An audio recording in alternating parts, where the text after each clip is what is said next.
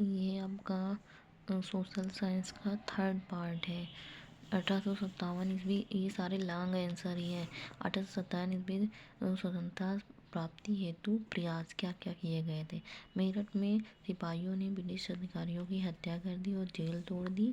दिल्ली पर कब्जा कर लिया गया और मुगल सम्राट बहादुर शाह द्वितीय को दिल्ली के सम्राट घोषित कर दिया गया। झांसी में रानी लक्ष्मीबाई ने विद्रोह का नेतृत्व किया। कानपुर में नाना साहब ने विद्रोह का नेतृत्व किया। ग्वालियर पर रानी लक्ष्मीबाई और 73 टोपे ने कब्जा कर लिया। फिर क्वेश्चन आता है कि धार्मिक तथा समाज सुधार आंदोलन के संदर्भ मुस्लिम शासक आंदोलन मतलब क्या कौन कौन से थे आंदोलन। एक वहाबी आंदोलन, अहमदिया आंदोलन, देवबंद आंदोलन। तो ये वहाबी आंदोलन में जो थे सैयद अहमद बरेलवी ने मुस्लिम समाज और धर्म में व्याप्त कुरीतियों को दूर करने का प्रयास किया। और अहमदिया आंदोलन में जो थे हमारे मिर्जा गुलाम अहमद, इन्होंने इसकी शुरुआत की थी। देवबंद आंदोलन जो था ये मुस्लिम आंदोलन केंद्र था। कुरान तथा हदीस की शिक्षाओं का प्रसार करना, ये सब था। आर्य समाज की स्थापना किसने की थी? स्वामी दयानंद सरस्वती ने की थी। उन्होंने 1875 में मुंबई में इसकी स्थापना की थी। सामाजिक सुधार के लिए कई काम किए। जातिवाद का विरोध किया, महिला सशक्तिकरण, विधवा पुनर्विवाह को बढ़ावा देना, बाल विवाह का उन्मूलन, सती प्रथा का विरोध, सामाजिक समानता को बढ़ावा देना, हिंदी का प्रचार, शुद्धि आंदोलन। फिर आता है कि पुनर्जागरण और नवजागरण का मतलब क्या होता है। विद्या, कला, साहित्य, विज्ञान, भाषाओं के विकास की अवधि यूरोप में इसे रेनेसा कहते हैं, वहीं भारत में इसे नवजागरण कहते हैं। बंग आंदोलन क्या है? बंगाल विभाजन या बंग आंदोलन अंग्रेजों की फूट डालो शासन करो नीति का एक ही हिस्सा था। इस आंदोलन ने पूरे देश में आंदोलन की लहर पैदा कर दी थी। इस आंदोलन में छात्रों की भागीदारी भी बहुत रही। फिर आता है बंग आंदोलन में कांग्रेस की क्या भूमिका थी। सन 1905 में गोपाल कृष्ण गोखले की अध्यक्षता में भारतीय राष्ट्रीय कांग्रेस ने वार्षिक अधिवेशन में निम्न 2 प्रस्ताव पारित किए।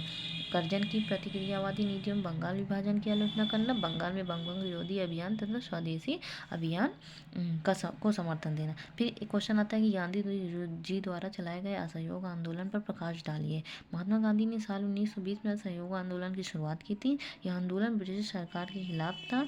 इसका मकसद था कि ब्रिटिश सरकार की आर्थिक शक्ति कमजोर हो और भारतीय उद्योगों को बढ़ावा मिले। इस आंदोलन में देश के हर कोने के लोग शामिल हुए थे। फिर है कि असहयोग आंदोलन के कारण क्या क्या है। तो जलियांवाला बाग हत्याकांड, रोलेट एक्ट, खिलाफत आंदोलन, आर्थिक शोषण, स्वराज की चाह। फिर क्वेश्चन आता है कि सांस्कृतिक विरासत से क्या आशय है। तो किसी समाज की परंपराओं, रीतियों, रिवाजों, भाषाओं, कलाओं, खान पान को पीढ़ी दर पीढ़ी आगे बढ़ाना, ये मूर्त या अमूर्त हो सकती है। उदाहरण है इमारती, स्मारक, परिदृश्य, पुस्तकें, कलाकृतियाँ, भाषा और ज्ञान आदि। फिर आता है कि सांस्कृतिक विरासत को संरक्षित करने के क्या उपाय हैं। तो सांस्कृतिक केंद्र स्थापित करना, त्योहारों का आयोजन करना, ये भी और 2-3 पॉइंट दिए हैं। हिमालय पर्वत की भौतिक विशेषताओं का वर्णन करें। हिमालय दुनिया की सबसे ऊंची पर्वतों में से एक है। हिमालय पर्वत की चोटियों खड़ी किनारों वाली दांतेदार है। हिमालय में घाटियाँ, अल्पलाइन, ग्लेशियर, गहरी नदी घाटियाँ और ऊंचाई वाले बेल्ट।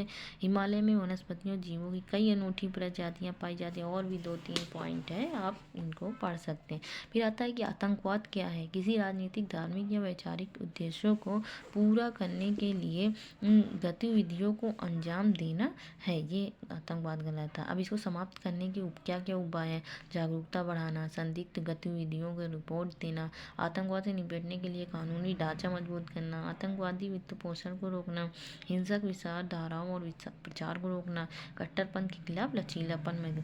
फिर आता है कि सांप्रदायिकता क्या है। सांप्रदायिकता एक ऐसी मानसिकता है जिससे समाज में विभाजन और तनाव पैदा होती है। धार्मिक और जाति पहचान के आधार पर समुदायों के बीच मतभेद और तनाव पैदा करती है। सांप्रदायिकता के कारण हिंसा और दंगे होते हैं। सांप्रदायिकता को समाप्त करने के लिए सभी को एकजुट होकर प्रयास करने की जरूरत है। फिर आता है कि भारत की जनसंख्या नीति पर संक्षिप्त टिप्पणी लिखिए। लड़कियों की शादी की उम्र को बढ़ाना, शिशु मृत्यु दर को कम करना, मिशन परिवार विकास के जरिए परिवार नियोजन को बढ़ावा देना, परिवार कल्याण से संबंधित चिकित्सा सेवाओं तथा पुनर्जनन योग बनाना कराने वाली सेवाओं की निःशुल्क व्यवस्था, माता तथा बच्चे के स्वास्थ्य संबंधी कार्यक्रम को महत्व देना। ये जितने भी आंसर हैं ये मैं आपके लॉन्ग आंसर वाले बता रही हूँ। आप अगर इसमें से पढ़ेंगे तो आपको बहुत इजी वे में मिलेगा, और अगर आप सीरीज से पढ़ेंगे, यही चीज़ें आप सीरीज से पढ़ेंगे तो आपको समझ नहीं आएगी।